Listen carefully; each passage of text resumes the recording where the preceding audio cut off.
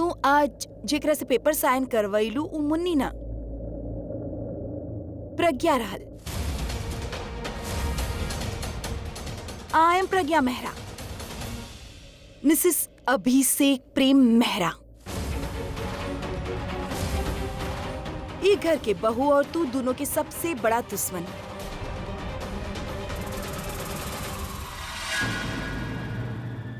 खैर, you can take your time, जितना हैरान होके के हैरान हो सकेला तू लोग। तो अब जे तू दोनों सपना देख ले रहा ना सारा, ई सारा प्रॉपर्टी आपन नाम करावे के, वो प्लान के पूरा करे के, ई सारा इरादा भुला जा। काहे कि अब तक हम पर्दा के पीछे छिप छिप के इनकर साथ देत रहनी। अब तो छिपे के कौन जरूरत ही ना भा। अब तो हम इनके कंधा से कंधा मिला के इनकर मदद करब। आलिया, हम तो उससे कहले रहनी कि यह प्रज्ञा बिया, लेकिन तू हमार एक बात ना मान लो। ई प्रज्ञा नहीं, मुन्नी ही बिया। और तू खुद की प्रज्ञा समझेलू ना। मिसेस अभिषेक प्रेम मेहरा, ई घर के बहू, हमार भाई के वाइफ। तू ना बाड़ू, ई सब झूठा बाड़ू, तू मकार बाड़ू, तू मुन्नी बाड़ू जेके हम ही घर में लेके आयल रहनी, समझ लू तू। और तू भूल रहल बाड़ू कि तहार बच्चा लोग अभी भी हमरे कंट्रोल में बाड़े। उ बच्चन के फायदा उठाई ना, तब एकरा समझ में आई कि उनकर हालत खराब से बच्चा। अच्छा, वो मुन्ना मुन्नी के छुटका छुटकी। ओ, उनके बारे में तो हम भूल ही गए रहनी, बिकॉज रिलीफ हो गल रहे ना। काहे कि वो बच्चन की सलामती के बारे में तू हम की का इंश्योर करबू। वो बच्चा तो तू लोग के पता ही ना कहाँ बड़े। वो बच्चा लोग तो वहाँ बड़े ना जहाँ उनके होके के चाहिए, आपन मुन्नी मौसी के पास। कहानी बहुत अच्छा रहे, लेकिन ई कहानी के एंड उहे हो कि जे हम लिख ले बानी। Things will go as per my plan. और जे प्रज्ञा के तू बात कर रहल बाड़ू ना, वो प्रज्ञा के खुद अनु बेहोश कैले रहे। का तनु? राइट, प्रज्ञा के हमने खुद बेहोश कहनी है। तू हमनी के डरा के ही कोशिश मत करा कि हमने मान ली कि तू प्रज्ञा बाड़।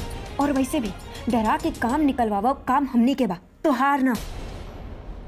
थैंक गॉड तनु, तो के ई बात समझ में आ गई कि प्रज्ञा ना मुन्नी बिया। Now without wasting any more time, इसे चाबी लेना ताकि हमनी फाइल लें और यहाँ से निकल जाए। राइट, चाबी दाम के ना देव। हम कहनी चाबी दाम के ना देव। चाबी दा।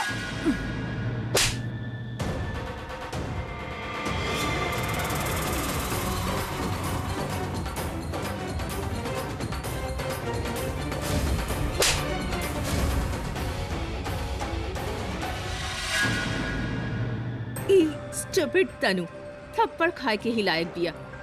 खुद अपने बात पे ही भरोसा ना बिया एके। जे मुन्नी बन के घर में रह रहल बिया, वो अभी के वाइफ प्रज्ञा बिया। वरना मुन्नी प्रॉपर्टी के पेपर्स खातिर इतना काहे लड़ी?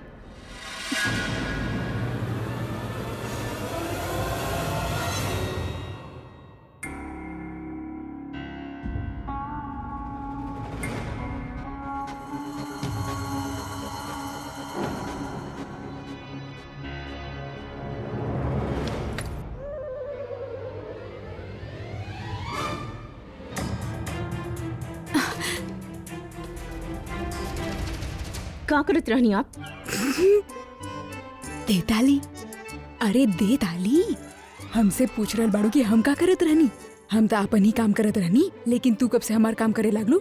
दूसरा के दरवाजा पे कान लगा के सुनब? हम केहू के दरवाजा पे कान लगा के कुछ ना सुनत रहनी।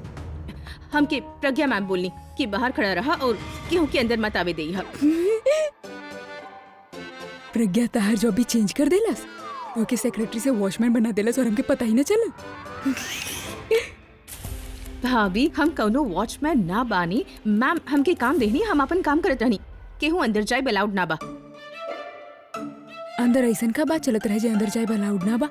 बाहर वालन खातिर मना कैले होखिए, घर वालन खातिर ना। हम जाके देखा। ई अंदर गइल तो सारा ड्रामा खत्म हो जाए। आई आई आई आई आई कहाँ इधर भाई? आई। प्लीज हमार बात समझे की कोशिश करी। अब आप अंदर जाए तो प्रज्ञा मैम हमसे नाराज हो जाई हैं। प्लीज नाराज हो जाई हैं। मैम होगी तहार, हमार तो देवरानी है, तो हमसे नाराज ना हो सकत, समझ लू। हमार बात ध्यान से सुनी। अगर आप हमार बात ना मन ली तो हमसे बुरा केहू ना होखी। वाह, हमार बिल्ली हमके ही म्याऊं, हमके धमकी दे रहल बाड़ू तू। धमकी ना दे रहल बानी, प्लीज समझे की कोशिश करी।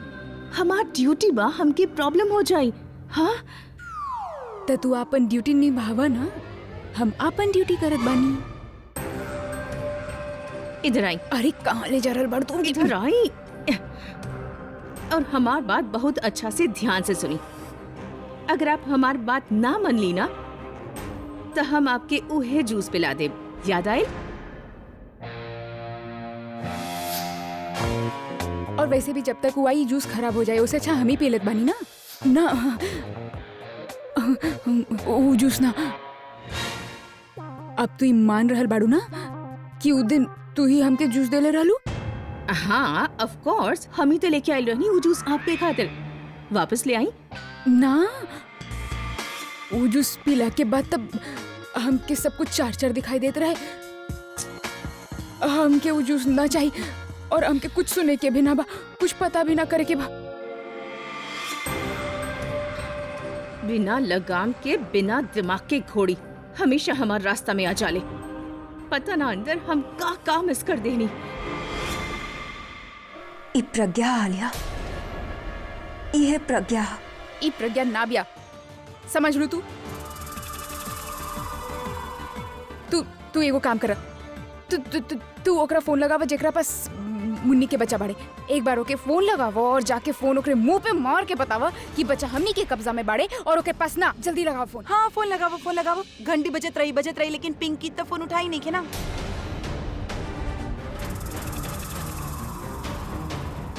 तो के कैसे पता कि ओकर नाम पिंकी है? नाम कैसे पता ही मत सोचे तनु।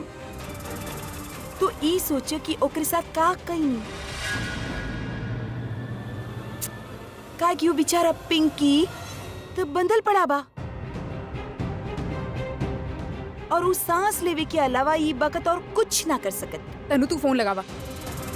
ई नाम कहीं से सुन ले हो कि ब्लफ कर रहल बिया। अच्छा ठीक बा ना, एगो और ब्लफ। तनु क्या यार जगह के नाम रहे हो? स्वप्न लोक अनाथ आश्रम।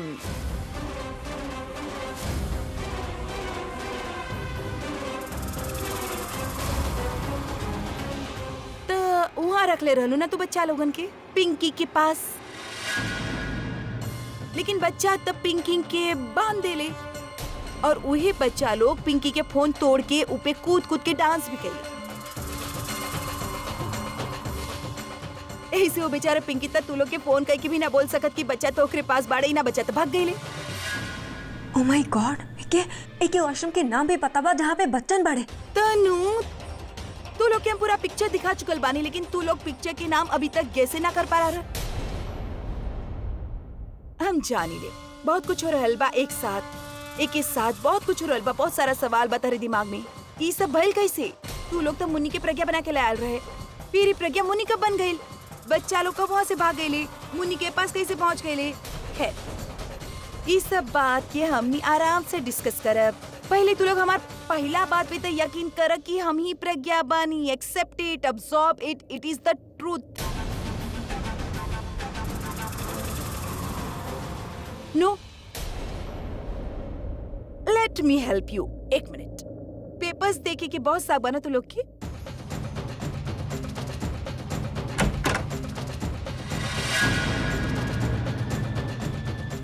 हम एक फाइल दिखावत बानी तू लोग की।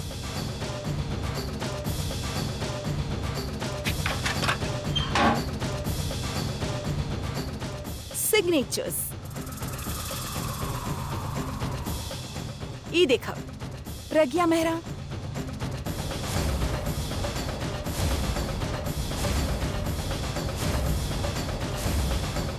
Pragya Mehra, ditto same signatures of Pragya Mehra. देखा, तू लोग के चेहरा के उड़ल रंग बता रहल बा कि तू लोग ई सिग्नेचर तो पहचान ले लू जे कि एग्जैक्टली प्रज्ञा मेहरा के ही सिग्नेचर्स पड़े। अब भी तू लोग के हमार बात पे यकीन ना हो रहल बात। देन इट्स ट्रोमा। ई पेपर ना अंदर रख देता नहीं संभाल के लॉकर में। और तू लोग ना कौन अच्छा साइकोलॉजिस्ट से अपॉइंटमेंट ले ला। ट्रॉमा में ना बहुत मदद हो खेले। वो उनसे जाके डिस्कस कर ला कि तू लोग की प्रॉब्लम आखिर का बा। आलिया कितना बोलते बंद हो गई, मतलब ये मान गई कि यह प्रज्ञा बिया। बंद करा अपन बकवास, बहुत हो गई तहार। इस साइन दिखा के का साबित करे चाहत बाड़ू तू कि तू प्रज्ञा बाड़ू? बेवकूफ समझ ले बाड़ू का हमके? हाँ, कल के तनु सान कर दी तो वो प्रज्ञा हो गए। हमनी तरह के यहाँ पे प्रज्ञा बना के लेके आयल रहनी। तू मुन्नी बाड़ू, मुन्नी ई साइन हमनी तो के करे सिखाई ले रहनी। बड़ा प्रज्ञा बने वाला सिग्नेचर बा, कोनो डीएनए की रिपोर्ट ना, जैसे कोई क्वेश्चन ना कर सके। So don't you try to fool अस। और अगर 1 मिनट में हम मान भी लें कि तू प्रज्ञा बाड़ू, तब तू काम के हमार सवाल के जवाब देबू? माय सो कॉल्ड प्रज्ञा मेहरा, इतना दिन तक तू चुप काहे रहलू? सबके तू सच काहे ना बताइलू कि तू प्रज्ञा बाड़ू? उस सब लोग जे ई घर में बेसब्री से इंतजार करत रहले कि प्रज्ञा घर में वापस आवे के, जे हर रोज आस लगा के बैठल रहे कि एक दिन प्रज्ञा आई, उनके काहे ना बताइलू कि तू मुन्नी ना प्रज्ञा बाड़ू? उनके सामने काहे गवार मुन्नी बन के घूमत रहलू? हाँ, भाई के काहे ना बताइलू? और वेट अ सेकंड, तू तो हमरे और तनु के बारे में सब कुछ जाने लू। हमनी के सारा प्लान्स, हमनी के सारा इंटेंशंस, एवरीथिंग। तो तनु और हमरे बारे में सबके काहे ना बताइलू? Come on tell me. हम बतावत बानी तारा के, तू सबके यही से ना बताइलू काहे कि तू प्रज्ञा बाड़ू ही ना। ठीक बा, तो कि जी बिलीव करे के बा बिलीव कर सकेलू, तो कि जी सोचे के बात सोच सकेलू।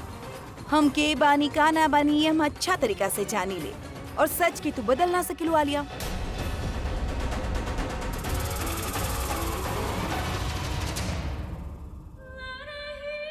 अब अंदर का ड्रामा करेली हमके उसे कौनो मतलब ना। हमरा खातिर ब्रेकिंग न्यूज ई बा, जे खुद के मुन्नी कहत रहे वो असल में प्रज्ञा बिया, और ई डेफिनेटली अच्छा खबर ना बा। चला जी, बहुत बड़ काम हो गईल जी। तो खुश बाड़ू ना आप? बहुत बहुत खुश इंदु। आज तो मन हल्का हो गईल, इतना हल्का हो गईल कि हम बता ही ना सकेनी।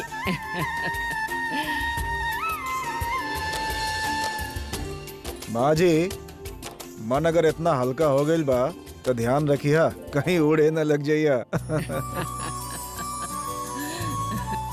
उड़ जावे दा, आज हमार मन के तू उड़ जावे दे बस।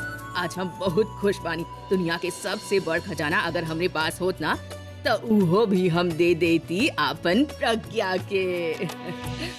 अरे पम्मी, अरे बेटा, तू काहे मुंह लटका लेले बाड़ू? अरे दीदी, ऐसा लग रहल बा जैसे शादी में कोनो रिश्तेदार के शगन ना मिलल होके। ना बेटा ना, उदास ना हो खिया, और हम केहू के उदास होके ही ना दे। काहे कि बेटा हम तोहरे वास्ते ना एगो सरप्राइज रख ले बानी। सच्चो माँ जी? अब हाँ, सच हाँ। कह रहल बानी? का रख ले बाड़ू माँ जी? दिखाई ना प्लीज, दिखाई अरे ना। रुका रुका, माँ जी कितना अच्छा बानी, अरे दिखाई ना। रुका रुका, दिखा दी? निकाला ना। चलो ठीक बा।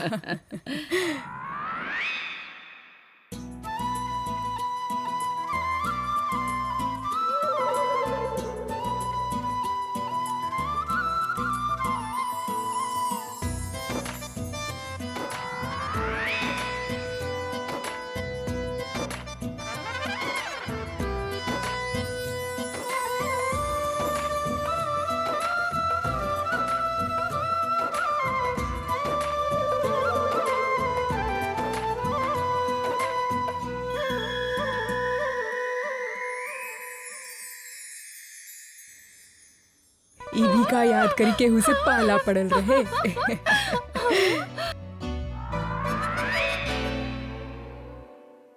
बेटा ध्यान से, ई जे जेवर बाना हमनी के पुस्तैनी जेवर बा, और ई जेवर हम तोहके काहे देहनी भला?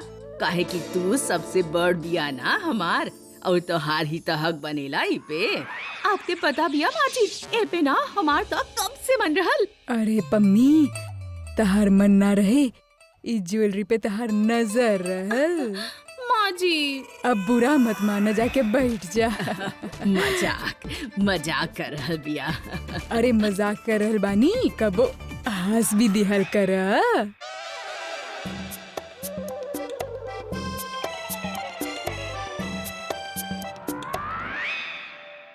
मिताली बेटा, अब तू मुंह लटका ले लू काहे?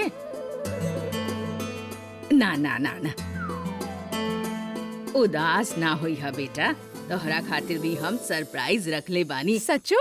हाँ, हमके पता रहे कि सबके इतना सारा चीज मिल रहा बा, तो हमरा ला भी कुछ ना कुछ तो होगी ही। का बा बताई ना। निकाल दा। चलो ठीक बा। रुका।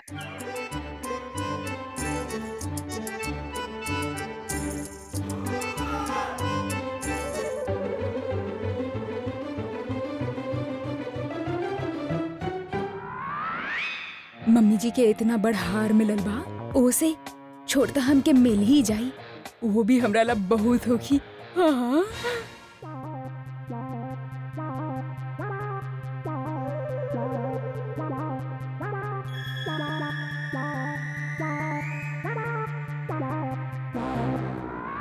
दी ना दासी। दे दा।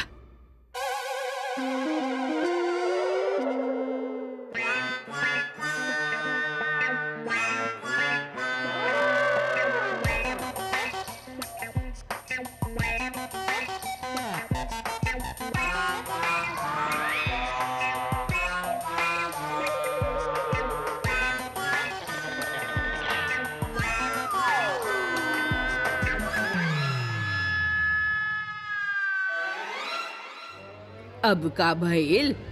भाई पसंद ना आई का? दादी, ये कोनो बात भइल भला? मम्मी जी के इतना बड़ा हार और हमकी छोट से अंगूठी पार्शियलिटी कइलू, अब ई कौन सी बात भइल? अरे कोनो बात ना बेटा, तू अपन मम्मी के साइज देखा, ओकरा हिसाब से ठीक बा, कोनो बात नहीं खे। ना ना, हम तो मजाक करत रहनी, तोहार तो साइड लेता नहीं हम। ये गलत बात बा, मतलब ई कोनो बात भइल का? छोट छोट कह के छोट से चीज हमरा हाथ में थमा देलू, और छोट ना बानी हम, बड़ बानी, ई घर के बड़ बहू, दू बच्चा बाड़े, बंटी और बबली, माँ बानी उनकर, पर अब हर बार ऐसे ही करेले हमरे साथ। अरे मिताली, तो के इतना बड़ा बड़ा जिम्मेदारी जे देनी हमनी, बस हमेशा ये बात बोल के हमके बहला देवे नहीं आप, हमके न सुने के बाप के बात, और हमके ना निभावे के बाद जिम्मेदारी, और यहाँ पे बैठे की ना बा। अरे नाराज होके मत जा, मम्मी के बादी जेवर तहरे ही तबा।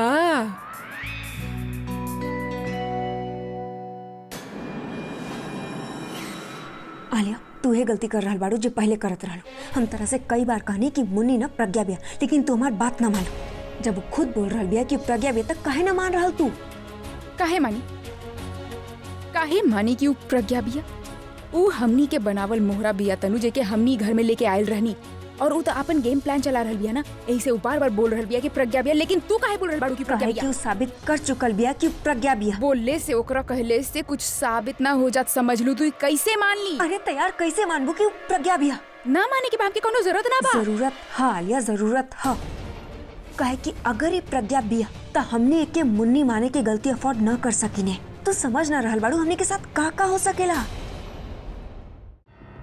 ओके, एगो काम कर, अगर ये मुन्नी बिया तो एके सिर्फ उहे बात बताओ कि जे हमने एके बतैले बानी, लेकिन अगर ये प्रज्ञा बिया तो एके सारा बात बताओ कि आई मीन जब से शादी करके घर में आई बिया, एकरे साथ हमने का कहनी और ई हमने के साथ का कहनी। Tanu, for God sake stop it.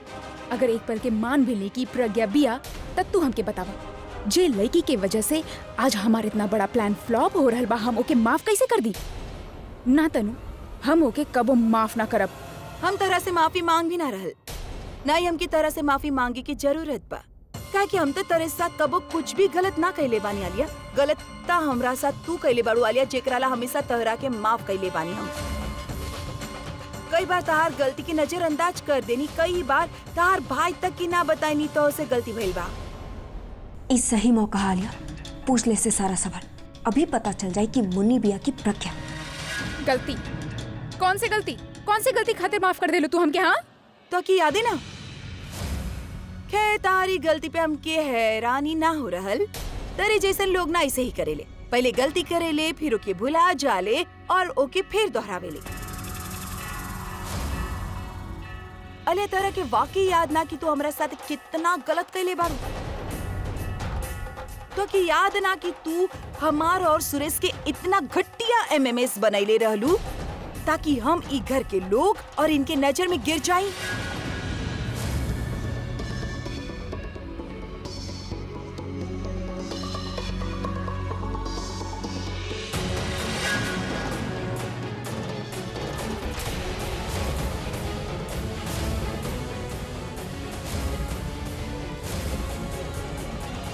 हमके इनसे दूर करे खातिर तू खुद कितना गिर गईलू तो कि बिल्कुल याद ना बा।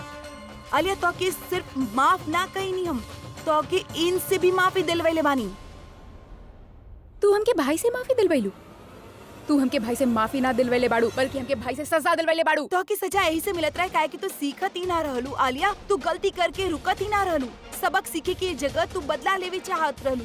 आलिया तू हमार माफी की तू हमेशा हमार कमजोरी काहे समझेलू, एकरे पीछे के सच के काहे ना देखेलू। सच त ई बाकी तू जानबूझ के हमके सबके सामने ऐसे माफी दिलवात रहलू ताकि तू महान लगा। ओ हाँ, प्रज्ञा द मैग्नानिमस, सबसे बड़ा दिलवाल। लेकिन सच्चाई त ई रहे कि तू कबो हमके माफी दिलवावे चाहती ना रहलू। तू कोनो एहसान ना कैलू हमरा पे। हम ई ना बोल रहल आलिया कि हम तारा पे कोनो एहसान कईली। हम तरह के माफी यही से दिलवावत रहनी, काहे कि हम ना चाहत रहनी कि तोरे और तार भाई के बीच दूरी आ जावे, काहे कि वो तुझसे बहुत प्यार करत रहले आलिया। तो की सजा देवे में खुद उनके बहुत तकलीफ होत रहे, उनके दुख पहुंचत रहे और हम इनके दुखी ना देख सकत रहनी, यही से हम तो की माफी दिलवावत रहनी। Oh fantastic. त तू कहे चाहत बाड़ू कि तू हमके कबो हर्ट ना कैलू, काहे कि तू हमार भाई से प्यार करेलू, राइट? सबसे ज्यादा हर्ट तई हमके कैले बिया, हर बार हमके गलत साबित करके कोशिश कैला सी। तनु हम हर बार तो के गलत साबित करके कोशिश ना कईनी, हम कई बार तो के सही रास्ता पे लावे की कोशिश कईनी। तनु जब तू प्रेग्नेंट रहलू, अपन घर में अकेला रहत रहलू, हम तार फ्लैट में आग लगा देनी ताकि तू ई घर में रह सकत, तो की वजह मिल सके, ताकि ई घर में जे लोग बाड़े उ तार ख्याल रख सके। ओकरे बाद भी हमके हर्ट कैला काहे कि तू दोनों एक साथ रूम शेयर करत रहला। हम से ना करे चाहत रहनी तनु, ई तू भी जाने लू, और हमके जे बन पड़ेला हम कईनी। यहाँ तक कि तो से शादी करे खातिर हम इनके कन्विंस कईनी, तार इनसे शादी हो जावे, ऐसा हम ई घर के छोड़े खातिर तैयार रहनी। अरे का कैलू तू यार? का बोले जा रहल बाड़ू, का जताए जा रहल बाड़ू कि तू इतना एहसान कर देलू हमरा पे? तू कोनो एहसान ना कैले बाड़ू, हम तहरा पे एहसान कैले बानी। हम तहर शादी अपन भाई के साथ करवैले बानी, मत भूला तू। वरना हमार भाई रॉक स्टार अभी तहरे जैसन 2% के लड़की की तरफ देखत भी ना। जाने ली तार भाई के इतना बड़ा रॉक स्टार बानी, उनकर तो शादी कोनो बहुत बड़ सेलिब्रिटी से होके के चाहत रहे, जैसे कि तार बेस्ट फ्रेंड सुपर मॉडल तनु के तई प्रपोज भी कैले रहले। तनु से बहुत प्यार करत रहले, लेकिन शादी ना भई। काहे कि आलिया मेरा मास्टर प्लान बनाइले रहनी कि अभिषेक प्रेम मेहरा के शादी एगो मामूली लड़की प्रज्ञा अरोड़ा से होगी। काहे? आपन स्वार्थ खातिर आलिया, ऐसे आपन स्वार्थ की एहसास के मुकोटा मत पहनावा। तू पूरब से प्यार करत रहल तो के लागल पूरब हमसे प्यार करेला, तो तू सोच लू कि हम ई लड़की के शादी आपन भाई से करवा देता नहीं ताकि हमार शादी पूरब से हो जाई। तू हमरा पे कोनो एहसान ना कैलू, तू सिर्फ आपन मदद करे की कोशिश कैलू, और अगर ये सब ना भी होकत ना, तब हम दोनों की शादी होता लिया, काहे कि हम दोनों की मिले के ही रहल। शायद हाँ ये सब अगर ना हो तो तोरे और हमरे बीच एगो भाभी और ननन के रिश्ता होत, लेकिन तू हमेशा हमरा साथे गलत करके कोशिश कैलू। फिर भी हम कोशिश कईनी, हम तार अच्छा कर सकी, तार अच्छा सोच सकी। अच्छा का अच्छा कैलू तू हमरा ला? का अच्छा सोच लू तू हमरा ला? का अच्छा सोच लू तू? हमार अभी के हमसे दूर कैलू तू, एकर भाई के से दूर कर देलू। ई सब कुछ ना तोहार वजह से हो रहल बा। तू अगर अभी पे अपन जादू ना चले तू ना तब तो हमने की सब कुछ करे के जरूरत भी ना पड़त। लेकिन तू बतावा ना का अच्छा कैलू तू। पता बा तू दोनों की ये पहचान बा कि तू दूसरा के अच्छाई और अपन बुराई बहुत आसानी से भुला चालू। आलिया तरह की याद बिया जब पूरब और बुलबुल की शादी होके वाला रहे और तू बुलबुल की जुड़ा पहन के मंडप में बैठ गल रहलू। इनके पता चलल तो के घर से बाहर निकाले वाला रहले। हम रोकनी इनके ऐसन करे से।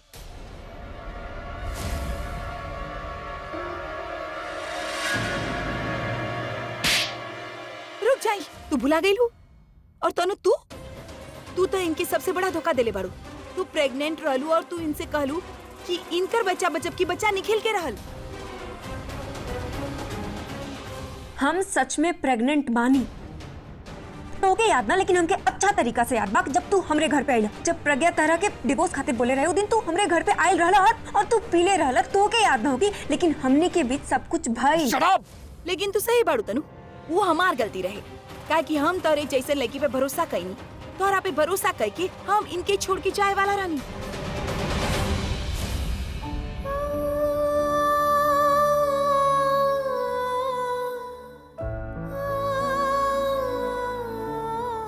लेकिन उस सभी तू दोनों की चाल रहे और साथ कामयाब भी हो जाई। तू उस चाल की वजह से हम इनके हमेशा ला छोड़ के जाए वाला रानी।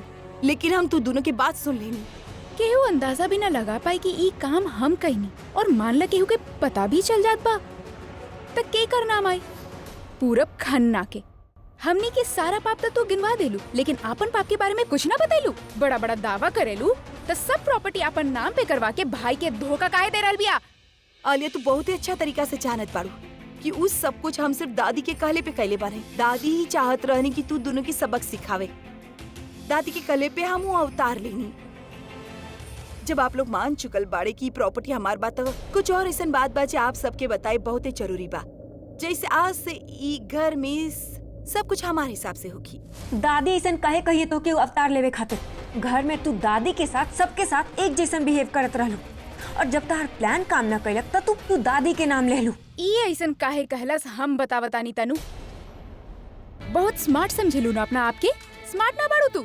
जे गलती तू हमें और तनु में निकाल रहल बाड़ू ना, वो गलती कहीं ना कहीं तोहरे अंदर भी बा। तू हमनी के धोखाबाज बोल रहल बाड़ू, अरे तू भी धोखेबाज बाड़ू। अगर तू कह रहल बाड़ू कि हम भाई के धोखा देले बानी त तू भी भाई के धोखा देले बाड़ू। ऐसे तहरा में और हमरा में कौनो फर्क नहीं है।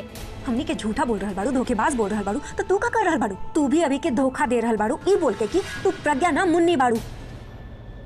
तो लोग के ही कहब रहे ना कि प्यार और जंग में सब जायज बा। अब सब जायज बात सब होगी। अब बहुत प्यार करेली इनसे और हमेशा करत रहब। अगर उनकर हिफाजत करे खातिर हमके गलत काम करे के भी पड़ेला त हम 1000 बार करब। और जहाँ तक उनकी अपन पहचान छिपावे की बात बना तो वो हम ऐसे छिपा रहल बानी काहे की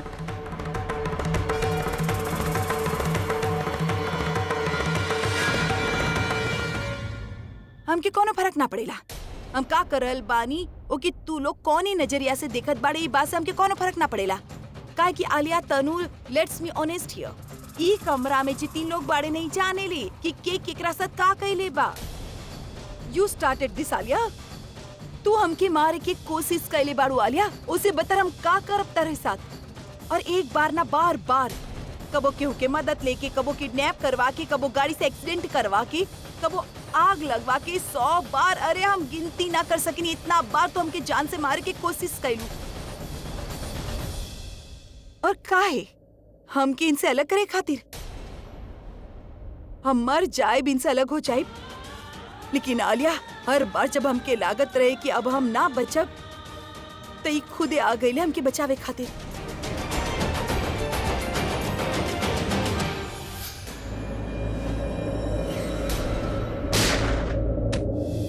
प्रज्ञा, प्रज्ञा, हे प्रज्ञा, प्रज्ञा का भइल? ही गोली।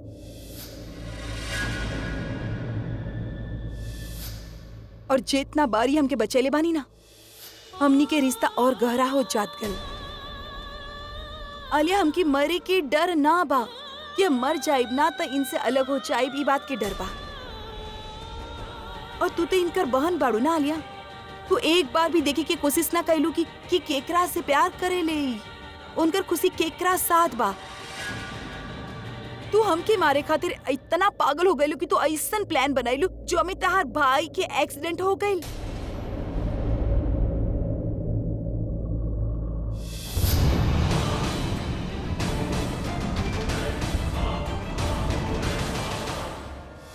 याददाश्त चल गई, लेकिन फिर भी उनकर दिल से हमार प्यार ना गई, और वही प्यार हमके वापस उनका पास लेके आ गई। तू लोग काहे कोशिश करेला बार बार हमनी के अलग करे के? कोनो फायदा नहीं कि हमनी लोग के अलग करे के कोशिश करे के, काहे कि हमनी कभी अलग होखा भी ना। और तो के का लागेला तनु, हम उनकर जिंदगी से चल जाए तो वो हमके भूल जाइए और तो के आपन बना ली है। हम तो चल गए रानी ना ओकर जिंदगी से, वो गल तो और इनका से शादी। जब आप तो खुद जाने लू तनु, एक्सेप्ट ना कर चाहत बाड़ू। तू लोग दोनों ई समझ जा कि हमनी दोनों के केहू अलग ना कर सकेला। याद रखिए, जौन रिश्ता में हमार माँ की दुआ और हमार बहन के कुर्बानी बाना, वो रिश्ता के भगवान भी ना तोड़ सकेलन। तू लोग नफरत के जरिए बहुत कुछ करे के कोशिश कइल बाड़ू। एक बार, बस एक बार प्यार की सच्चाई के रास्ता अपना के दिखा लिया प्लीज तनु, प्लीज।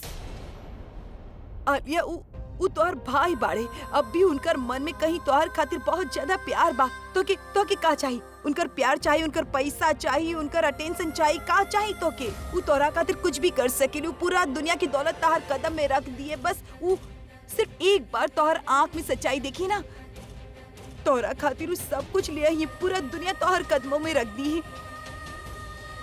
आलिया, तू हमसे इनका रिश्ता तोड़े की जगह उनका से अपन रिश्ता जोड़े की कोशिश काहे ना करेलू? तनु तोहर तो रिलेशनशिप रहल ना इनका साथ, चला प्यार ना सही कुछ तो दोस्ती होगी ना। तू इनकर भला ना चाहेलू, आपन भला ना चाहेलू, तू इनकर करियर खातिर कुछ काहे ना करेलू? तू लोग ई छल कपट झूठ प्लानिंग ई सब करके कितना कुछ करके कोशिश कइलू, कुछ ना मिलल ना। ई सबसे सिर्फ लड़ाई बढ़ेला, कुछ ना हो खेला।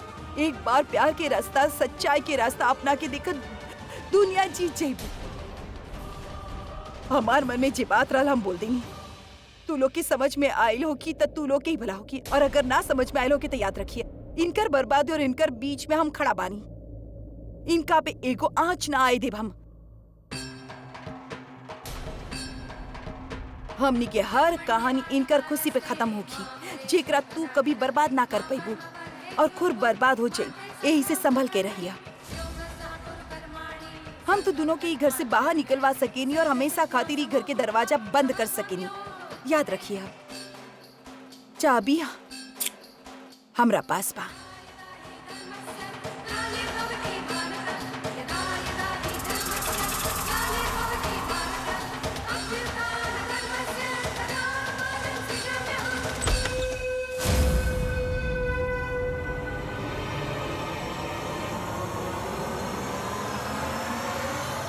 आलिया, अब तमके समझ में ना आ रहल करी का?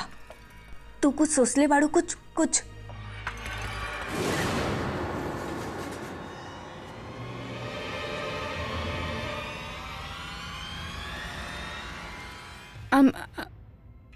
I'm sorry भाई, हम कुछ सोचत रहनी। पता बा हमरा के तू का सोचत रहलू? तोहर सबसे बड़ प्लान जोन फ्लॉप हो गइल। प्रज्ञा भाई के सारा रामायण सुनाता ना देलस। प्लान? कैसन प्लान? आई मीन का बात करत बानी आप? हमार घर,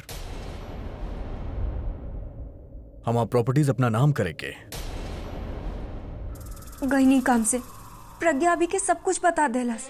ना भाई, ऐसा कुछ नहीं कि हम राइट अभी हमने ऐसा काहे सोचब। इनफैक्ट हमने तो खुश बानी कि दादी सारा प्रॉपर्टी अच्छा तरह जाने ली हम कि कितना खुश बा। आलिया से बात करता नहीं ना हम? भाई भाई मत बोला हमरा के। भाई बोले के बना तो हमार बीवी के भाभी माना। अगर तोहर ओकरा साथे कोनो रिश्ता नहीं है तो हमरा साथे भी कोनो नहीं है, समझ लू तू। भाई अब गलत समझ रहल बानी। अच्छा तरह जाने ली, हमनी दोनों अच्छा तरह जाने ली तू का सोचेलू का करेलू। प्रज्ञा जब भी कुछ अच्छा करे की कोशिश कैली तू हमेशा ओकरा साथे बुरा कैलू। हमेशा हमनी सबके सामने तू ओकरा बुरा दिखैलू, ओकरा बदनाम कैलू बना। हम ऐसन काहे कर- प्लीज अपना आप के बदल ना सकेलू ना तो कम से कम झूठ बोलल बंद करा। भाई कोनो आप कोनो एक्सप्लेनेशन ना दा हम क्या लिया तू। हमके जौन बोले के रहे हम बोल देनी। अब तोरा समझे के बाकी ना उ तोहरा पे बा।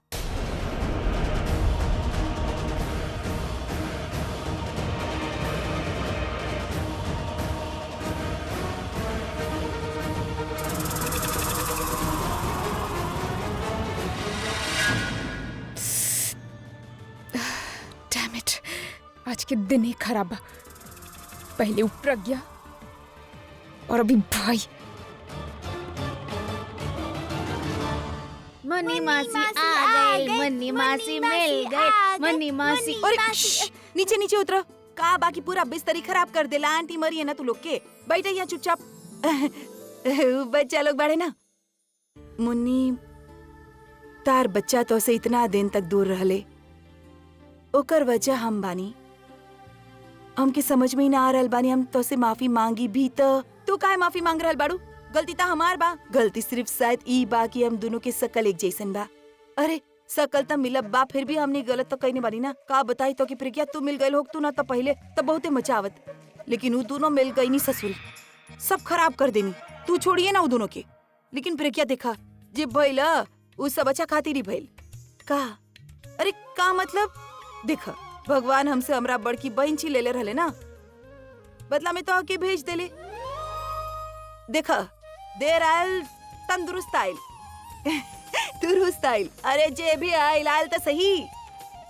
मुन्नी मासी के उनकर बहन मिल गई और हमनी के एक्स्ट्रा मासी मिल गई। हाँ, प्रज्ञा मासी और मुन्नी मासी। प्रज्ञा मासी आप हमनी से मिले आवत रहब ना? हाँ आइब ना, लेकिन तू दोनों के हमसे एको प्रॉमिस करे के होगी कि आप आपन मौसी से कोनो बात ना छिपाई, और कोनो भी चीज की जरूरत होगी तो मुन्नी मौसी की ना प्रज्ञा मौसी के पहले बताइबा। मुन्नी मौसी से काहे ना? का कि हम तार मुन्नी मौसी से बड़ा बानी ना, यही से हमके बताई। प्रॉमिस? पक्का प्रॉमिस। मुन्नी एक्चुअली हम यहाँ ई खातिर आयल रहनी कि हमकी तरह से कह के रहे कि अब तरह के यहाँ से बहुत दूर चल जाए के चाहिए। तो ऐसा काहे बोल रहल बाड़ू? देखो अब समझे के कोशिश करा। वो आलिया तनु बहुत सातिर बानी, तो कि का लगता वो ऐसे ही सब कुछ भुला जाइए। वो जरूर तार बच्चन के फिर से तो से अलग करके कोशिश करिए। यही से हम कह रहल बानी तार बच्चन की और तार सेफ्टी खातिर बहुत जरूरी बा कि तू यहाँ से कहीं चल जाओ। पर हम जाइब कहाँ? वो सब हम तो के समझा दे। वैसे ही करब जरूरी बात तू तीनों के भलाई खातिर। देखा प्रज्ञा, हम का सोच ले रहनी कि हम सब बच्चा लोग के कहीं से सेफ साइड में रख दे, फिर तोहरे पास आ जाए तो के वो दोनों चुड़ैल के बीच हम छोड़ ना सकब अकेला ना। मुन्नी प्लीज प्लीज हमारी बात समझे के कोशिश कर। हम अब अकेला थोड़े ना बानी, हमरे साथ अब पूरा परिवार बा, हमार पति बानी, हम ये सब झेल लेब। लेकिन ये बकत ज्यादा जरूरी ये बा कि तू और तार बच्चा यहाँ से कहीं दूर चल जाओ। देखा प्रज्ञा, हम तो मुन्नी देखा तू हमके बड़ा बहन मनले बाड़ू ना, बड़ा बहन के कहना ना मनबू। अब तू बड़ू बड़का बहन ते तार ऑर्डर तो हम टाल ना सकब ना, लेकिन तो से एक ठो बात कम के करे के रहे। का बच्चा लोग तू लोग ला जूस पिया, जा बाहर जाके जूस पिया। चलो बच्चा लोग। देखो प्रज्ञा, हमके ही बता बिया कि हमरा तो से ई सब कहब ठीक बा कि ना, लेकिन उचे तार अभिषेक बानी अजीब बा, गुस्सेल बा, अड़ियल बा, लेकिन दिल के अच्छा आदमी बा, दिल से बहुत ही नरम आदमी बा। नारियल होखेला ना, जे बाहर से कड़क होखेला अंदर से नरम होखेला, एकदम वही से डिट्टो। तू का कहे के कोशिश कर रहल बाड़ू? हम कहे के ई चाहत बानी कि देखा हम ऊ घर में रहनी ना उनके साथ, तो हम एक ठो बात समझ गई नी, वो तो से बहुत ही प्रेम करेला वो आदमी, तो के भी ओसे ज्यादा प्रेम करे के चाहिए होके, काहे कि वो घर में सब लोग भी होखेला, तू ना होखेलू ना, तो तब वो आदमी अकेला हो खेला तो कि छोड़ के ना जाइए कबो। हम तो चाहत बानी अब तू ठीक ठाक रही है।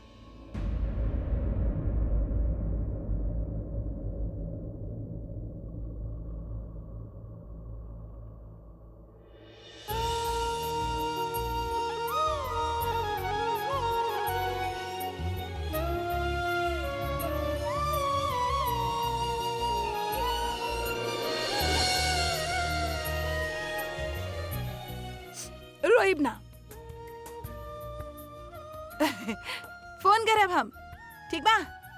चला चला।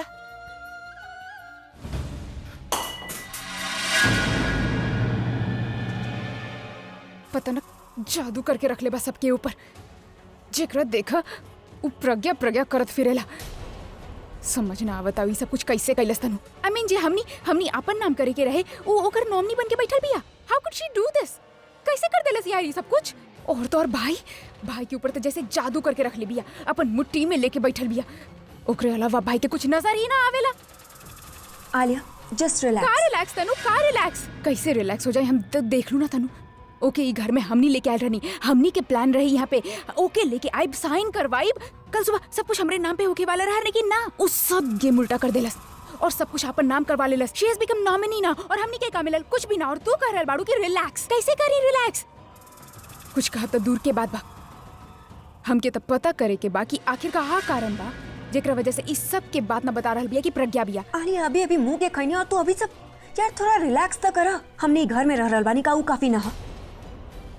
ई वक्त तू फुल फॉर्म में बिया। अगर हमने उसके खिलाफ कुछ भी कही ना तो हमने के घर से बाहर निकाल दे। सो प्लीज फिलहाल खातिर उ जैसन कह रहल बानी वैसन कर ना करब। अगर तहरा के करे के पता तू करा, बन जाओ कर नौकरानी। जे कह रहल बिया तू करा, काहे कि हम इतना जल्दी हार ना मान सकेनी। हम हार तबे माना जब हमके माने के होखी। फिलहाल तो हमके पता लगावे के बाकी ऐसन काहे कर रहल बा। ऐसन काम या तो चोर करेले या बहरूपिया। बस पता लगावे के बाकी प्रज्ञा एमे से कौन बिया।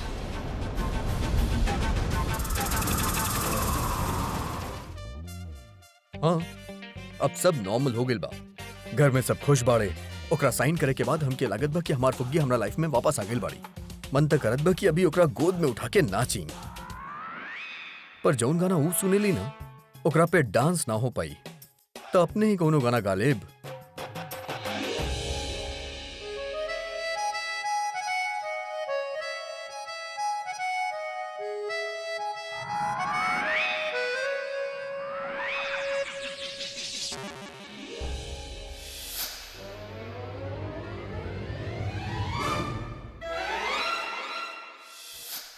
ना भी ई बार मत कर।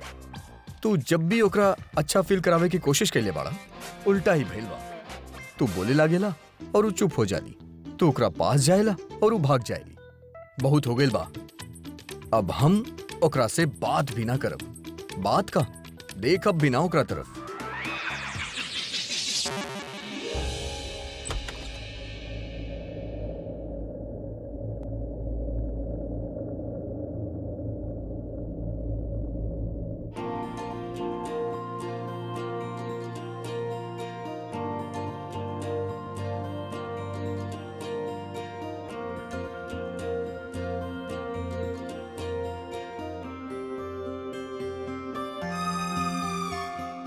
इनके का भइल? मुंह काय फेर ले ले? वो तो से बहुत प्रेम करे ले लाऊं आदमी तो कि उसे भी ज्यादा प्रेम करे के चाहिए उससे। का कि वो घर में सब लोग भी हो खेला, तू ना हो खेलू ना तब वो आदमी अकेला हो खेला। बस बस अभी यह एटीट्यूड रख, इग्नोर कर। हम खुद इनके सच्चाई ना बता के इनके नाराज कैले बानी। अब हमें इनके मनावे की पड़ी।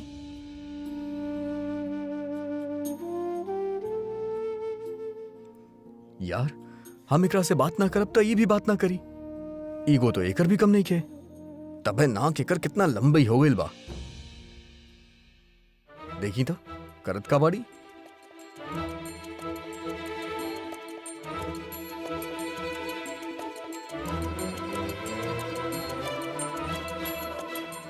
बेटा अभी ई तो तोहरे तरफ आवत आरी। अब का करबा तू?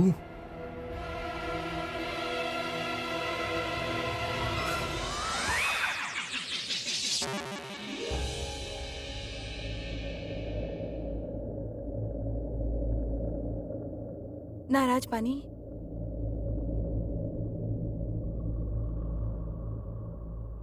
ना तो, लेकिन हमके तरह से कोनो बात ना करे के बा। अरे अरे अरे अरे अरे काहे ना करके बा?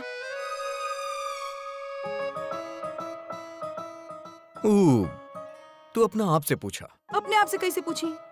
हमें ना पता ना ऐसे तो आपसे पूछ रहल बानी। जौन विवाह हमके बात ना करे के बा। अरे ऐसे कैसे ना बात करे के बा? आपके ना बात करे के बा तो आपके रीजन बताओ कि आपके हमके रीजन देवे के पड़ी। रीजन बा? हाँ कोनो रीजन ना बा और हमके तरह से बात ना करे के बा। अब हम जाके चेंज करे चाहत बानी, ओकरा बाद आराम से सोईब हम। सूते चाहत बानी?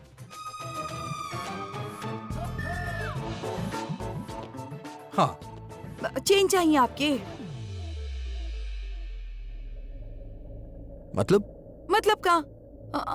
हम इतना देर से आपसे बात करके कोशिश कर रहल बानी और आप की भाव खा रहल बा। हाँ, भाव तो हम खाता नहीं और खाइब भी, पर भाव तो हम अभी अभी खाइल शुरू कईनी और तू इतना टाइम से भाव खाता रू, खा खा के फूल गइल बाड़ू। वेट देखत बाड़ू अपन मोटी। हटा सामने से। आपके ना भूलल। वर्कआउट दिन में 2 बार वर्कआउट करेली, तू भी करला। वर्जिश गॉड्स गिफ्ट। तरह तरह नहीं खे, खैनी पीनी और सुध गईनी। कब? हाथ देखा कितना मोटा गइल बाड़ू। ई गाल काका छुपा के रखले बाड़ू अंदर, कबड उबड भी बा। हटा। हम का पूछ रहल बानी, आपका जवाब दे रहल बानी। एग्जैक्टली हम जवाब का, हम तो तरह से बात भी ना करे चाहत बानी। I want to go. बहुत ज्यादा हो रहल बाप, बहुत ज्यादा हो रहल बा, बहुत ज्यादा भाव खा रहल बानी। अब आपके बहुत हजमी हो जाई। ओके दा, हम चूरन खा ले लेकिन भाव तो खात रह। हाँ, अब तक तू देखत रहिया कि कितना भाव खाई बा। देखो बहुत हो रहल बा, हम कुछ ना बोल रहल बानी तो आप कुछ भी बोले जा रहल बानी। सर पे चढ़ रहल बानी आप। हम कहाँ सर पे चढ़ता नहीं, हम तो चुपचाप आके बैठ गेल रहनी। तू ही आके सर पे कैट वॉक करता रू हमरा। हटा तू। हम क्यों के सर पे कैट वॉक ना कर रहल? हम तो जमीन से जुड़ल लड़की बानी, हम जमीन पे चलेनी। आप उड़ेले आसमान में। कामयाबी के बुलंदी पे बानी हम। आसमान पे तो उड़बे करब। अभी तक भाव खा रहल, एटीट्यूड दे रहल बाड़ा। सूट करेला हमरा के। मैंने सूट करेला।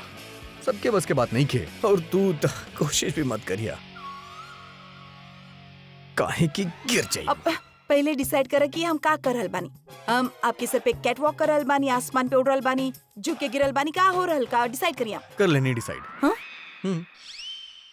हम चेंज करे जाते नहीं।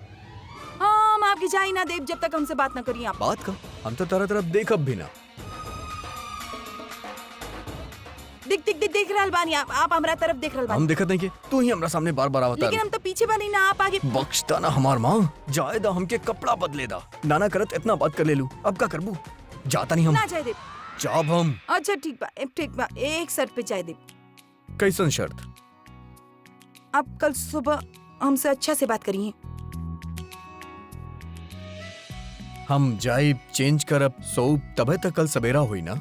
जाए दा, कल के कल देख लिया जाए। जाए कल सवेरे का, हम तब परसों सवेरे तक बात ना करब। अरे लेकिन लड़ झगड़ के ही सही, आप हमसे बात करत रहिए। गुस्सा में भी आपकी प्यार नजर आवेला हमके।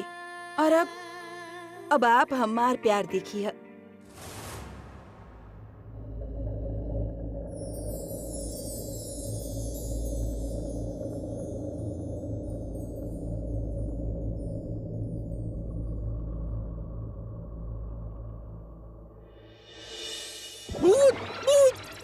अरे आप चिल्लात काहे पानी?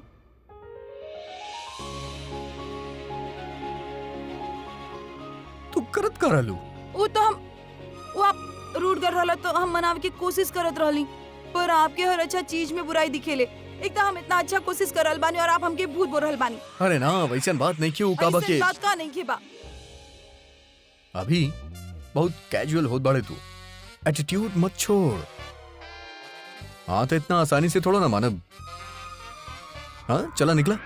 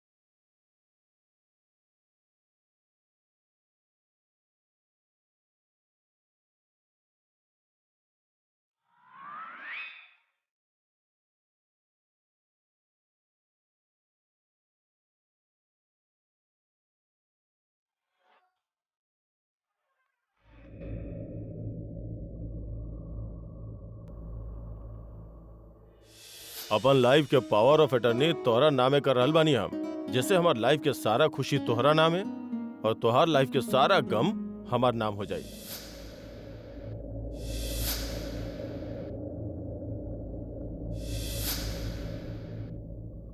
हमरा जायदाद मोनिका अब हम ना बचब।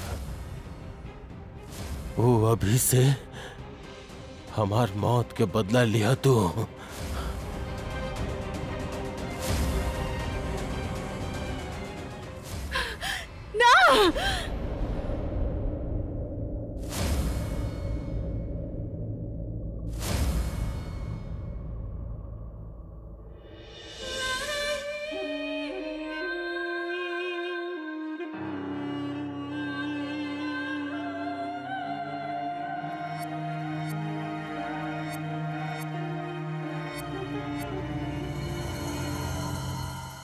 आई लव यू दुष्वंत। हम आज भी तो से उतने ही प्यार करेनी जितना पहले करत रहनी। हमके पता बिया हमार दिल तोहरा से अलग हो गइल बा, लेकिन हमार हर धड़कन आज भी सिर्फ तोहरा खातिर धड़केले। हम कहत रहनी ना, हम इस दुनिया में आइल बानी सिर्फ तोह से प्यार करे खातिर, लेकिन अब हम जिंदा बानी तो सिर्फ वो अभी के मारे खातिर। वो अभी हमके तोहरा से अलग कर देहलस, वो तो के हमसे दूर कर देहलस। अब हम ओके इस दुनिया से दूर कर देम, लेकिन जब भी हम ओके मारे जावे नी ओकर वो बीवी प्रज्ञा ओके बचा ले वेले। हमार नफरत ओकर प्यार से बड़ा बा, बहुत बड़ा बा दुष्यंत, बहुत बड़ा बा। हम वो अभी के ना छोड़म, लेकिन ओसे पहले हम वो प्रज्ञा के मारब, काहे कि हर बार वो हमरे रास्ते में आ जाले, रुकावट बन जाले। वो अभी के मरे के होगी, ओसे पहले वो प्रज्ञा के मरे के होगी। I promise Dushyant, I will kill Pragya, I will kill हर।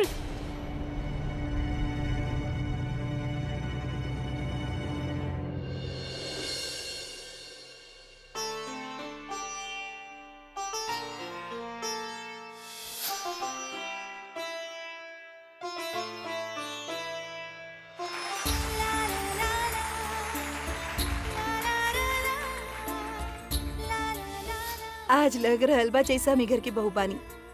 इनकर फुग्गी मुन्नी के लेके जी टेंशन रहे वो भी खत्म हो गई। एगो अलग ही खुशी हो रहल बिया। अरे अरे अरे अरे अरे, संभाल के बेटा, संभाल के। अरे खुशी में तू उड़ रहल बिया आजकल। ना वो हम किचन में जात रहनी तो जल्दी जल्दी अरे यही से। रे, इजे तहार चेहरा पे इतना ग्लो बा, किचन में गईले से कहीं कम ना हो जावे। ओए होए, तू आंख लगा देलू ना फिर। अरे बेटा, तू एकर बात पे ध्यान ना दा।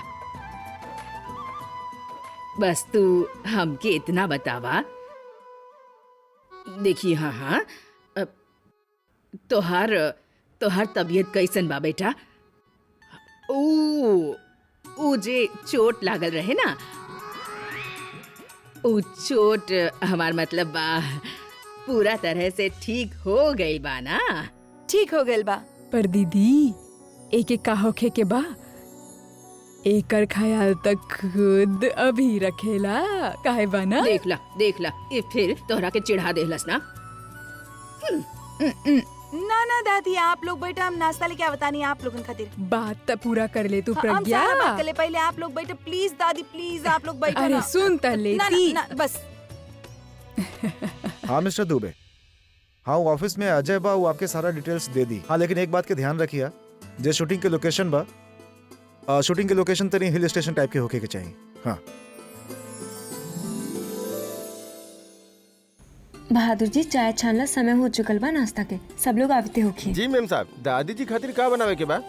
दादी जी ला आपके बतले तो रहनी उपमा बनावे का, उपमा बना दे उनके ला। लेकिन दासी दादी के तो उपमा पसंद नहीं खे। तो आप एगो काम करी, आपने उनका खातिर मूली के पराठा बना दिया, ठीक है? जी, दादी जी। के बहुत पसंद बा। ई ली मूली, अच्छा से पराठा बना दिए घी डाल के, ठीक बा? और कुछ तो ना बचा? एक बार चेक कर लेता नहीं सब कुछ। एक मिनट, एक बार सांस तो ले ला। Hello, good morning. Good morning. Sorry दी, देख लो बहादुर जी, दीदी भी आ गई नहीं। अब हमके डांटिए कि हम अभी तक नाश्ता ना बने नहीं। आप नाश्ता बना लो दी, बस 5 मिनट सबके खाते नाश्ता बनावत रहनी ना, बस थोड़ा समय लग गई, बस अभी अभी आ बतानी। अरे बाबा तू रहे दो, बहादुर जी कर ली है। हम नाश्ता के बारे में ना तारे बारे में पूछ रहल बानी। काहे? काहे मतलब? तू सबकर इतना ख्याल रखेलू, जब देखा किचन में ही मिलेलू। आपन ख्याल कब रखबू? हमार ख्याल काहे ऐसे काहे बोल रहल बानी? अब दी और सबके ख्याल रखेली मतलब अपन ख्याल रखे जैसे नहीं बाना कि वो भी खुश हो जाला ना, तो हमके बहुत अच्छा लगेला। ऐसा लगेला कि दिन बन वो जाला। तो हम देख रहल बान कि कैसे तार दिन बन रहल बा, कितना सारा काम करके तार दिन बन रहल बा।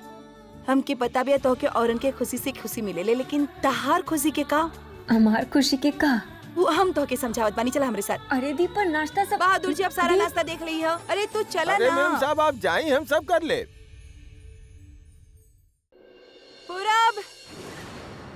पूरा फोन रखा, इधर आओ। पूरब जी के काहे अच्छा, बुला रहल हाँ, बानी? हम हाँ। कहा कहीं नहीं। अच्छा बाद में फोन करता नहीं। कौन बात भी ना, फोन पकड़ाओ।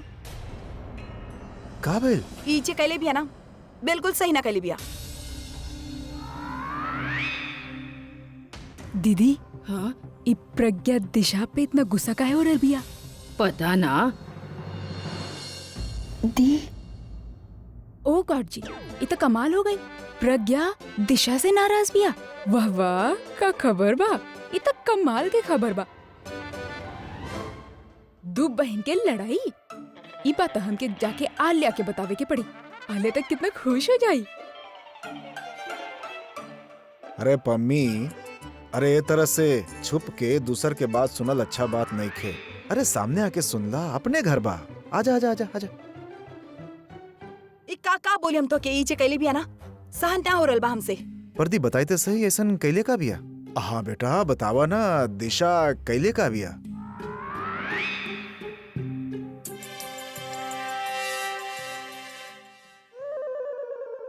ताऊ जी, इंदु दादी, दादी, मिताली भाभी सोचा बंद करो और इधर देखो। और ताई जी, अगर हम आप लोगन के बताइब ना कि ई कैले का बिया, आप लोग सब एकरा से नाराज हो कब। दिशा का बात बा? तो ऐसन का के लोग की प्रज्ञा दी इतना नाराज बनी तोरा से? दिशा, कुछ गलती हो गई तो से तो कौनो बात ना। प्रज्ञा जेठानी बिया तहार, माफी मांग लो उसे, सब ठीक हो जाए। बड़ा के वैसे भी सुनल जाला, जैसे तू तब बहुत हमनी के सुनेलू। दिशा बोला, ऐसन का कर देलू तू? हमके पता ही ना पूरब जी, हम तो किचन में काम करत रहनी। तो जरूर किचन में ही कोनो गलती करी होखबो। दिशा हम तोरा से कितना बार बोलनी, अगर तोरा के कुछ समझ में ना आवेला तो प्रज्ञा दी से पूछ लेल करा ना। अरे चुप रहा, बोले ही जा रहल बा। अरे पता तो चले कि भई का बा। अरे सब लोग हुक्का पानी लेके वो बेचारी के पीछे ही पड़ गई बाड़ा। हद हो गई, ओकर रंग उड़ गई, लड़की सफेद पड़ गई बा। प्रज्ञा, अब तू ही बता दा कि सच्चाई का बा, का भइल बा?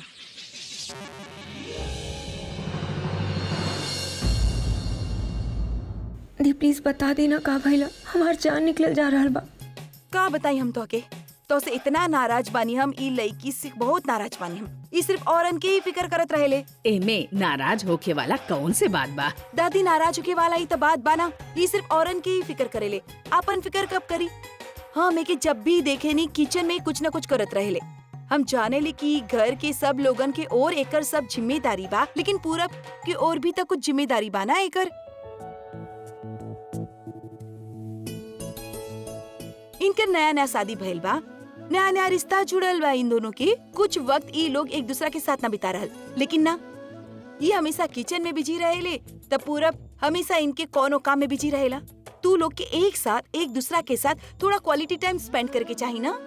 अरे प्रज्ञा, की गल कितनी है तुसी? सही गल कितनी है ना? बिल्कुल सही गल कितनी। ओए तू ना पंजाबी बोलल करा, तारे मुंह से ना पंजाबी बहुत अच्छा लग रहल बा। थैंक यू दादी, लेकिन ज्यादा इम्पोर्टेंट ई बाड़े। आप सब बोला, पूरब और दिशा के अकेला कहीं बाहर घूमे तो जाए के चाहिए ना। जाए के चाहिए। दी आप का कर रहल बनी? एकर कोनो जरूरत नहीं के। देखिए हमने दोनों तो टाइम स्पेंड कर लेवे नी ना घर में, घर वालन के भी वक्त देवल जरूरी बा ना। तू तो हमसे बात मत कर पूरब, तू हमके दीदी मानेला ना? हाँ दी। बड़ बन होके के नाते हम तो से करहल बानी। और तो की हमार बात माने की पड़ी। तू और दिशा आज कहीं बाहर जा, शॉपिंग करा या कोनो रेस्टोरेंट में लंच खातिर जा, लेकिन एक साथ सारा दिन बितावा। दियास तो बिल्कुल पॉसिबल नहीं कि आज हम बहुत बिजी बानी, बहुत सारा मीटिंग बा। एगो प्रोड्यूसर के साथ मीटिंग बा और अभी क्या आवे वाला शूटिंग के लाइनअप बा, मीटिंग बा, बहुत काम बा आज। हाँ दी, हमके भी बहुत सारा काम बा। दादी के फ्रेंड्स आ रहल बानी ना, तो उनके खातिर अच्छा टेस्टी टेस्टी खाना बनावे के बा। पूजा के भोग भी तैयार करे का बना। हाँ, हमके पता बिया तो कि बहुत सारा काम बा, लेकिन ऐसा कोनो काम ना बा जे तू दोनों के सिवा केहू कर ना सकत। दादी के फ्रेंड्स आ रहल बानी ना, किचन संभाले के बा हम संभाले। बहादुर जी और रॉबिन बाड़े हमार मदद करे खातिर, और इनसे रिलेटेड जितना भी काम बा वो भी हम पूरा कर सकिन। तू दोनों आज एक साथ बाहर जाई। दिशा जे तहार प्रज्ञा टीचर बिया ना, ई मोहब्बत में PhD कैले बिया। ई अभी के शर्ट के बटन से लेके ओकर सारा शो तक के ख्याल रखेले। अब तहार भलाई यही में बा कि तू एकर बात मान ला।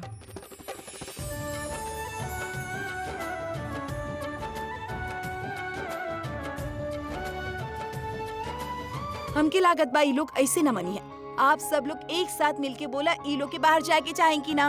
बिल्कुल जाए चाहिए। तब फिर चला निकला यहाँ से। दी कपड़ा तो चेंज कर ली। कपड़ा ना बदले के केकरा खातिर समझे की कोशिश एकरा खातिर शॉपिंग जा रहल बानू ना, दी, आप नया समझे कपड़ा की मिल कोशिश जाए। करी, बहुत काम। जरूरी मीटिंग ना बचा अरे, अरे जा, दी। By by by.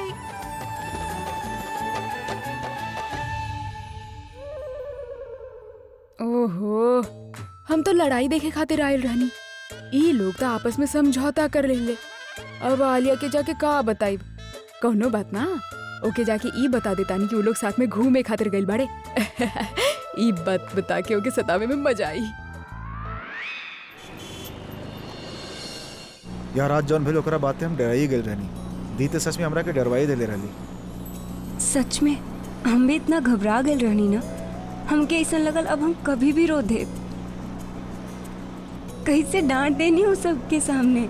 वैसे दी के ये आइडिया हमरा के अच्छा लगल। हमनी के कबो कबो तो बाहर घूमे के जाए के चाहिए, है ना?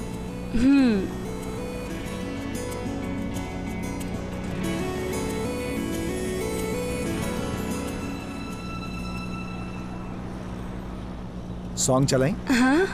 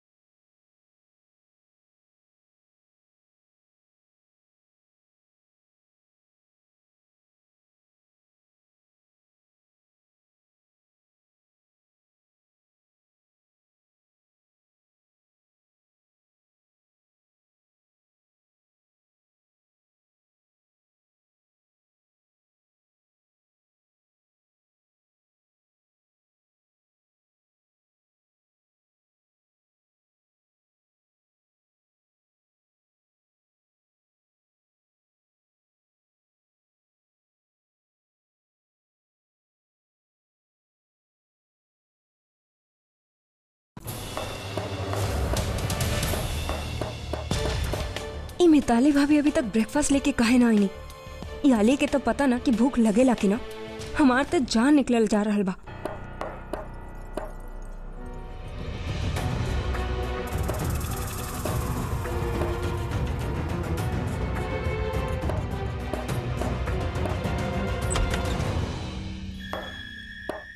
भाभी कहाँ रहनी आप? कब से आपकी वेट करत रहनी। ये हमके अरे हाँ भाई हाँ।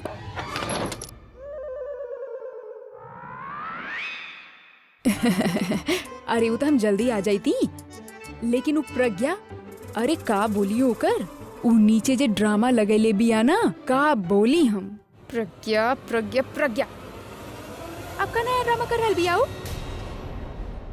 अरे ई पूछा कि का नईखे कैलसू। अरे कल तक तो घर के मुख्यमंत्री बनल रहे, आज प्रधानमंत्री भी बन गई। अच्छा बने तो प्रधानमंत्री, अब वो देश के काम में लगल रहे और यही बहाने हम और अभी यूरोप के ट्रिप करके आ जाए। हम ना ना तहर गला ही काट देता नहीं। ओकरे बाद जब हॉस्पिटल के बेड पे पड़ल रहबो ना, तब भाई के साथ मिलके टूर करत रहिया। ओकरे बाद तहारी वर्ल्ड टूर के सपना खत्म ही हो जाए, समझ लू तू। छोड़ दा।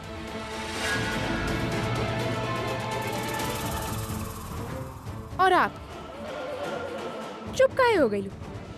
आगे बोला, प्लीज दूर रखा एकरा आलिया। हम बोल रहे बानी ना। हाँ हाँ याद आयल। उ ना उ प्रज्ञा ना पूरब और दिशा के एगो रोमांटिक डेट पे भेज देले बिया। और पूरब के कहले बिया कि दिशा के दिन भर शॉपिंग करावे, बाहर घुमावे और एगो अच्छा से रेस्टोरेंट में जाके लंच भी करावे। और कब बोला बता रहे बानी, प्लीज एकरा दूर रखा। और कहले बिया उनके कि तू लोग घूमती रहिया और घर आवे की जरूरत ना बा, काहे कि घर के सारा काम और अभी के सारा काम ऑफिस के वो खुदे कर ली। और अभी भूखी शेरनी पता न अपन गुस्सा या तो मिताली भाभी पे निकाली या तो हमरा पे। अच्छा भइल हम कुछ खा लेनी, एके झेले के थोड़ा एनर्जी तो आ जाए। कल तो प्रॉपर्टी के पेपर पर साइन कलस और आज घर के मालकिन बन के सब पे हुक्म भी चलावे लागल। गॉड जी, अगर ओकर इहे रवैया रहल तो तू दोनों के साथे का करी? ओ सोच के भी हमके कुछ हो रहल बा। कहीं तो दोनों के बोरिया बिस्तर पैक करके तहरे हाथ में थमा के तू लोग के घर से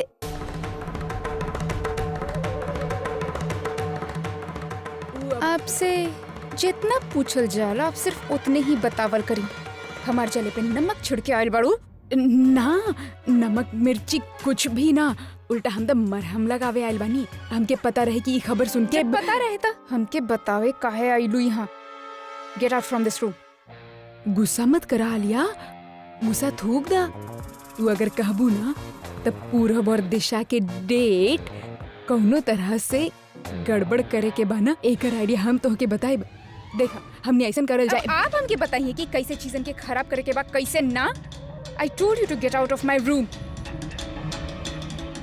Just leave. आलिया तू समझे लू काहे ना, तू भूखा पेट इतना चिल्लाइबू तो एनर्जी डाउन हो जाए। अब तो के हमार सैंडविच था, लेकिन तू ही खा सकेलू सैंडविच। इस सैंडविच तू खा, तहार पेट भरी ऐसे हमार ना, समझ लू तू।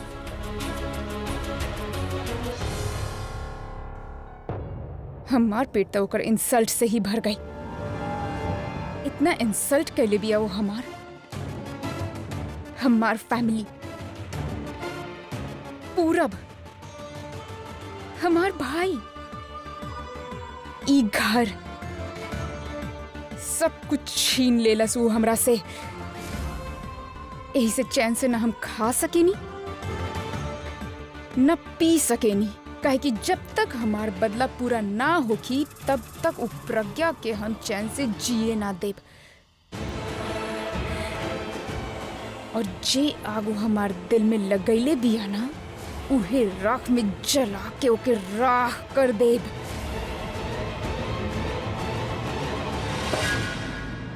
वैसे दिशा, हाँ? आज हम तो के मुंबई के सबसे बेस्ट मॉल में लेके जाए, वहाँ तोरा खातिर कुछ शॉपिंग भी कर ले। कौन से मॉल? मुंबई के सबसे बड़ा मॉल।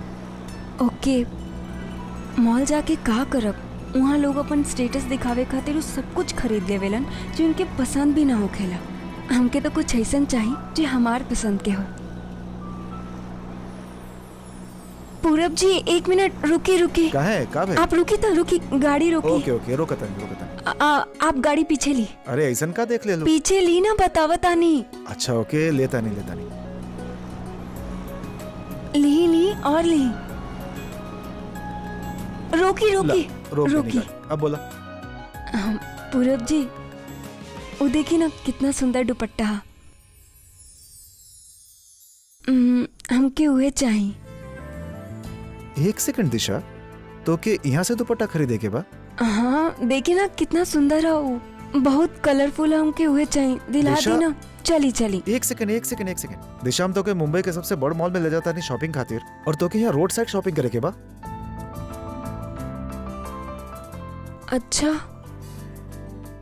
अच्छा ठीक बा, वहाँ मिल जाए सन दुपट्टा? अरे ऑफ कोर्स, ऐसे अच्छा मिली। अच्छा ना, हमके ये दुपट्टा चाहे। आप प्लीज चली ना, दिला दी ना dupatta, please please please please please. Disha तू कबो ना बदलबो। काहे? आप चाहेला ना हम बदल जाई? ना, हम ना चाहब कि तू बदल जा, हमेशा ऐसे ही रहा। हम जैसन बानी उसने पसंद बानी आपके? तोरा के कोनो शक बा? ना, आप पहला बार अपन फीलिंग ऐसे एक्सप्रेस करले बानी ना, त यही खातिर पूछ लेनी। आप भी पूरब जी कभी मत बदलिया, जैसन बानी ना हमार पूरब जी बिल्कुल वैसने रहिया।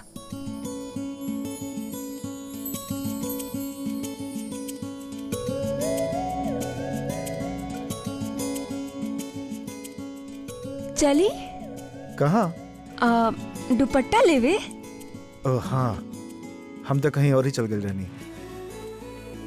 वैसे आज आपके दिन बा, जौन बोलबू वहे करब। चल यूहू, चली।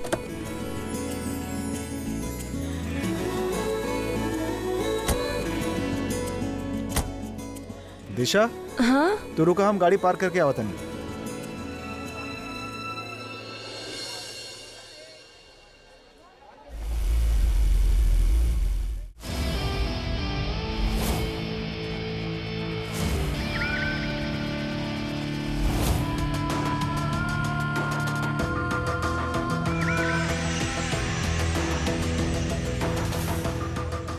अरे बेवकूफ, ये जगह हम लीज पे ले बानी, समझ आइल तोरा के?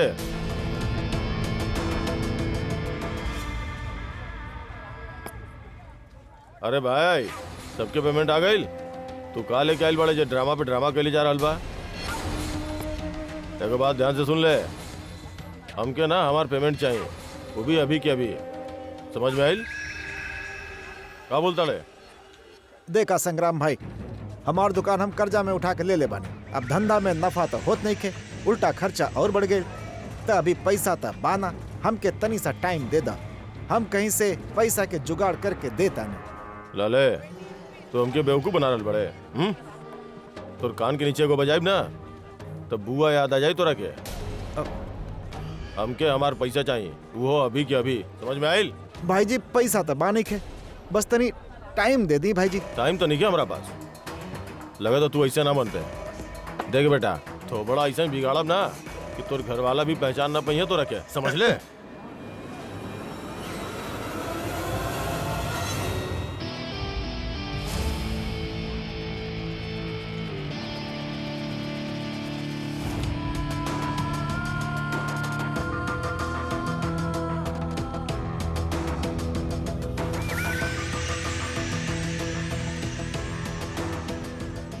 पूरब और दिशा, ये दोनों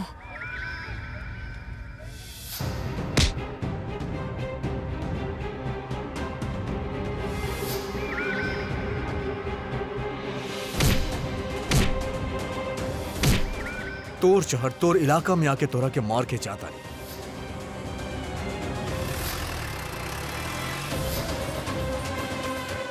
ये दोनों कहाँ चल गए? कौनो बात नहीं है, अब मची संग्राम के कोहराम। पूरब, बोला। बुलावत दोस्त के रहनी, सामने प्यार आ गई। जी सोच रहल बानी हूँ, बोल भी दो। हम कुछ नहीं की सोचत, हम पूरब के ढूंढता नहीं। पूरब, हाँ तो पूरब ना बा, हम बानी, हम के बता दे। तो पूरब के सब्स्टिट्यूट बाड़ू। अरे कबो कबो आप बहुत समझदारी वाला बात करेले। कबो कबो हमार मतलब आप बहुत जल्दी समझ चले। आप अब बतावा का कहे के रहे पूरब से। देख, अगर तोरा पता हो कि पूरब कहाँ बता, हमके बता दे, काहे कि हमारे पास टाइम नहीं के टाइम वेस्ट करे खातिर। देखा, पूरब और दिशा के हम बाहर घूमे खातिर भेजले बानी। आज के पूरा दिन वो सिर्फ एक दूसरा के साथ स्पेंड करी हैं और वो दोनों के काम हम करल बानी। ऐसे आपके पूरब से जे भी काम बा वो आपके हमसे बतावे के पड़ी। अच्छा, तो जौन भी काम बा वो हम तोहरा बताई। जी। लेकिन वो तो हम तोहरा बता ना सकेली, काहे? काहे कि हम तोरा से बात नहीं की करत। लेकिन आपके हमसे बातें ना करे के बा ना, आपकी तो पूरब से बात करे के बा, तो आप समझा कि हम पूरब बानी। ऐसे कैसे समझ ली? अरे आप ई मत सोचा ना कि सामने के खड़ा बा। आप ई सोचे कि आप पूरब से बात करल बानी और जे उसे काम रहे हो आप हमके बता दो।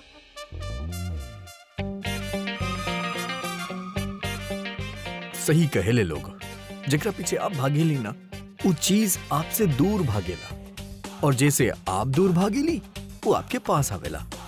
कमाल बा। बस ऐसे ही बा। ऐसन का बा? जे आप सोचत रहला बस वैसे ही बा। वैसन कुछ नहीं खे। त तू का कहत बाड़ू आज खातिर हम ही समझी कि तू पूरब बाड़ू।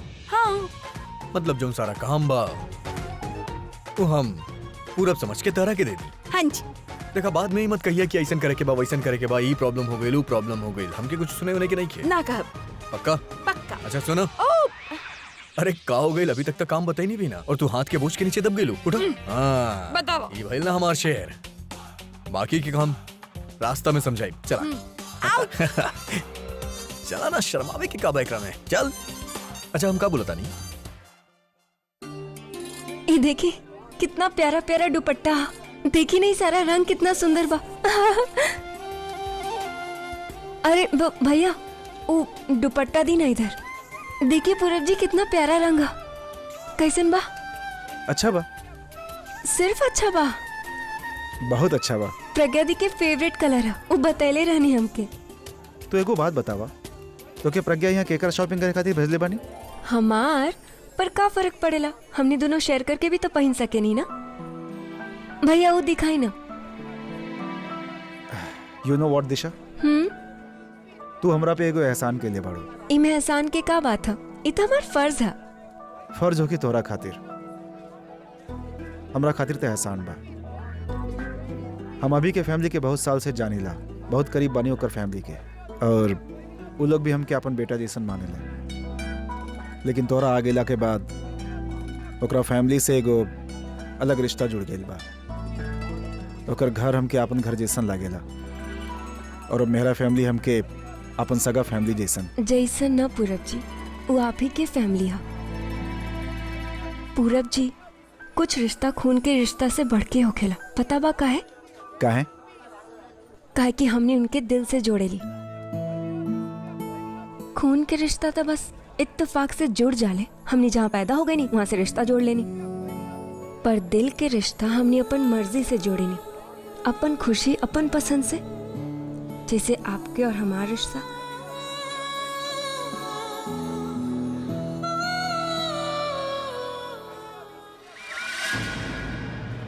कहाँ मर गए साले, अभी तो दोनों इजर हले। भैया भैया ये ना इमे एगो डार्क कलर दिखा दिया। हाँ इली का देखी भैया, वो छोड़ी ई पिंक वाला दी ना। हाय कितना सुंदर बाना। अरे ये सूट दिशा, ऑलरेडी तोरा पास इतना सूट बा, ई सूट के नंबर कब आई? पूरब जी इस सूट के साइज देखी, बबली खातिर ले रहल बानी हम, अपना खातिर ना। सीरियसली यार, तो कहता अवार्ड मिले के चाहिए। काहे? तू तो यार पूरा फैमिली खातिर कपड़ा खरीद ले लू, अपना खातिर एगो रुमाल तक ना खरीद लू। पूरब जी जे मजा दूसर खातिर शॉपिंग करे में आवेला ना, वो खुद के शॉपिंग करे में ना आवेला। जैसे कि मान ली कोनो बच्चा खुद खातिर कोनो गिफ्ट खरीद के लेके आवेला, तो उसे इतना प्यार ना करी जितना कि कौन और उहे गिफ्ट ओके सरप्राइज के तौर पे लेके आके देवे। जिंदगी भर संभाल के रखेला, सरप्राइज में ना अलग ही मजा बा। आप ना समझिए। ठीक बा, आज आपके दिन बा, जकरा खातिर जौन खरीदे के बा खरीद ली। हाँ उहे तो आप ही बोले बानी कि आज के दिन आप राजा बानी, तो भाई राजा जी के कोनो फायदा भी तो उठावे के चाहिए। द पैसा द। कितना भाई? पहले बल्ली के फोन लगाओ तनी। भाई साहब के फोन बा। जी भाई साहब। अरे बल्ली, कहाँ मर गए तू? खड़ा बानी भाई साहब, स्टेशन के बाहर चाय नाश्ता कर रहल बानी। गाड़ी पकड़े के बाद घर जाए के बाद तो सोचनी कि थोड़ा नाश्ता पानी भी कर लें। अरे कोनो गाड़ी बड़ी पकड़ने की जरूरत नहीं है, और कोनो घर जाए की जरूरत नहीं है। जल्दी से यहाँ आ जाओ, जहाँ हमारा छोड़ले रहले तू। का बोल भाई साहब, सब ठीक तो बाना? गुस्सा में लगा था नहीं कहीं आपके वो रॉक स्टार अभी तक ना मिल गई? अरे उस साला मिलल हो तब ना, ओकर हड्डी तोड़ देती हम। अरे हमके वो तो हार भोखे वाली भाभी और ओकर दोस्त पूरब दिख गए। अब तू जल्दी से आ जा यहाँ पे। मतलब भाई साहब आपके पूरे पर दिशा भाभी जी दिख गए? अच्छा वो अकेले बाड़े कि उनके साथ क्या हुआ और बा? अबे साले सारा बात फोन पे पूछबे का? अखबार में छपवा दी। अबे जल्दी से आ जाओ ना, तब भाग जाइए जैसे हूँ। जी भाई साहब, आप चिंता मत करिए। अबे साले बकवास बंद कर, जल्दी से जा जो। साला एक बार दिख जाए, छोड़ब ना हम। अब दिखाई संग्राम सिंह का कर सकेला। ई कहा पूरब जी, सुनी ना, ई मिताली भाभी के झुमका बहुत पसंद आई ना, हम ले ली? हाँ हाँ, कहे ना। ये देखी कितना सुंदर है। भैया आप पैक कर दी, हम यहाँ बतानी 2 मिनट में, ठीक है? ये दोनों तो हमारे पीठ के पीछे निकल रहे। अब देखिए बेटा कि संग्राम सिंह का करिए और के बचावे आई तोहरा के अब।